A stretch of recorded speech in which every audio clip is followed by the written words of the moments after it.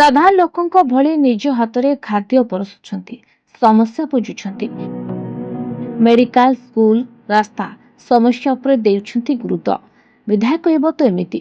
ଆକାଶ ଦାସ ନାୟକ ସୁନ୍ଦର ହୃଦୟ ଏବଂ ତାଙ୍କର ମିଠା ମିଠା ହସ ହସ ମୁହଁ ଲୋକଙ୍କୁ ମୋହିତ କରୁଛି। କୋରେଇ ମାଟିର ଲଢୁଆ ପୁତ୍ର, ସେ ସବୁବେଳେ ନିଜର ଦାୟିତ୍ୱବୋଧ ପାଇଁ ଆଜି ସମସ୍ତଙ୍କର ପ୍ରିୟ ପାତ୍ର ହୋଇପାରିଛନ୍ତି। ହଁ ଦର୍ଶକ ବନ୍ଧୁ, ବିଧାୟକ ଆକାଶ ଦାସ ନାୟକ ବିଧାନସଭା ଯୁକ୍ତିଯୁକ୍ତ ସମସ୍ୟା ସମ୍ପର୍କରେ ପ୍ରଶ୍ନ ଏବଂ ଆଲୋଚନା କରି କୋରେଇର ସ୍ୱାଭିମାନ ରଖିବା ସହିତ ତାଙ୍କ ସମର୍ଥନରେ ଭୋଟ ଦେଇଥିବା ସମସ୍ତ ଭୋଟରକୁ ଗର୍ବିତ କରିଛନ୍ତି। ଆକାଶ ଦାସ ନାୟକ ଅତି ସୁନ୍ଦର ବିଧାୟକ, ଆଚାର ବିଚାର ସଂସ୍କାର ଅତି ଉଚ୍ଚ କୋଟିର ହୋଇଥିବାରୁ ଏବେ ସମସ୍ତଙ୍କ ମୁହଁରେ ଗୋଟିଏ କଥା, କେନ୍ଦ୍ରରେ ବିଜେପି ସରକାର ଏବଂ କୋରେଇରେ ଏବେ ଆକାଶ ସରକାର। କୋରେଇ ବିଧାୟକ ଆକାଶ ଶାନ୍ତ ଯେମିତି ବୁଦ୍ଧିମାନ ସେତିକି। ଚତୁରତା ସହିତ ମିଠା ହସ ହସି ଗୋଟି ଚାଳନା କରି ବିରୋଧୀ ଦଳର ବହୁ ବ୍ୟକ୍ତିଙ୍କୁ ନିଜର କରୁଛନ୍ତି। ଆର୍ଥିକ ଶକ୍ତି ଥାଇ ମଧ୍ୟ ବିରୋଧୀ ଦଳ ସମ୍ପୂର୍ଣ୍ଣ ଫେଲ୍ ମାରିଯାଇଛନ୍ତି।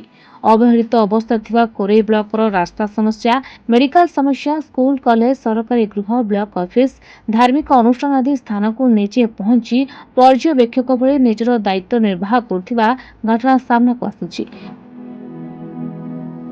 ଯେଉଁଠି ଅସୁବିଧା ଦେଖୁଛନ୍ତି ନିଜ ମୋବାଇଲରେ ଫଟୋ ଉଠାଇ ଉପରସ୍ଥ ଅଧିକାରୀଙ୍କୁ ସଙ୍ଗେ ସଙ୍ଗେ ଜଣାଉଛନ୍ତି।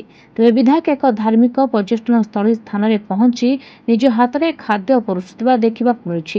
ଖାଲି ସେତିକି ନୁହେଁ, ନିଜ ଅଞ୍ଚଳର ସମସ୍ତ ମେଡିକାଲ ଏବଂ ସ୍କୁଲ ଆଦି ସହିତ ସ୍ୱାସ୍ଥ୍ୟ ଏବଂ ଶିକ୍ଷାର ସମସ୍ୟା ଉପରେ ଆଲୋଚନା କରିଛନ୍ତି। ଏହା ସହିତ ମେଡିକାଲର ସ୍ୱାସ୍ଥ୍ୟ ଅବସ୍ଥା, କର୍ମଚାରୀଙ୍କ ଅଭାବ, ରୋଗୀ ସେବା, ନିରାମୟ ବିଷୟରେ ବିଧାୟକ ଡାକ୍ତରଙ୍କୁ ପଚାରି ବୁଝିଛନ୍ତି। ଯେଉଁଠି ଯେଉଁ ଅସୁବିଧା ମେଡିକାଲର ରହିଥିବା ସମସ୍ତ ସମସ୍ୟା ଖୁବ୍ ସମାଧାନ ଯେଉଁଠି ଯେଉଁ ଅସୁବିଧା ରହିଛି ଏବଂ ମେଡିକାଲରେ ରହିଥିବା ସମସ୍ତ ସମସ୍ୟା ଖୁବ୍ ଶୀଘ୍ର ସମାଧାନ ହେବ ବୋଲି ବିଧାୟକ ଯତ୍ନବାନ ଅଛନ୍ତି। କୋରେଇରୁ ସୁନୀଲ ଓଝାଙ୍କ ରିପୋର୍ଟ, ମହାଭାରତ ଲାଇଭ୍।